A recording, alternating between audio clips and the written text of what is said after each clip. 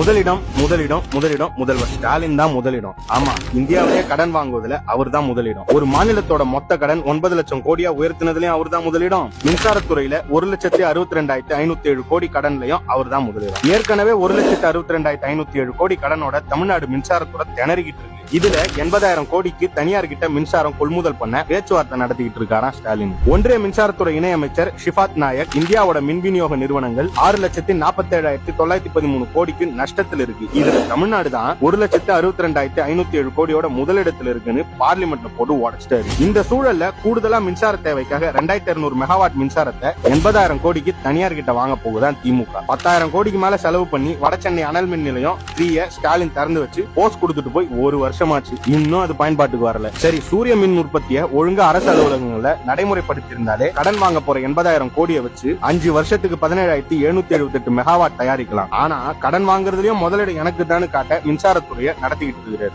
ஊழல் புகழ் செந்தில் பாலாஜி மின்சாரத்துறைக்கு அமைச்சரா போட்டப்பவே அந்த துறை பல சோதனைகளை சந்திக்கும்னு நினைச்சோம். இப்ப யாரு துறைக்கு அமைச்சர்னே தெரியாத அளவுக்கு சோதனைகள் இருக்கு. மின்சாரம் தாக்கி தான் ஐசியூ போவாங்க. மின்சாரத்துறையே ஐசியூக்கு அனுப்புனது ஸ்டாலின் மட்டும்தான்.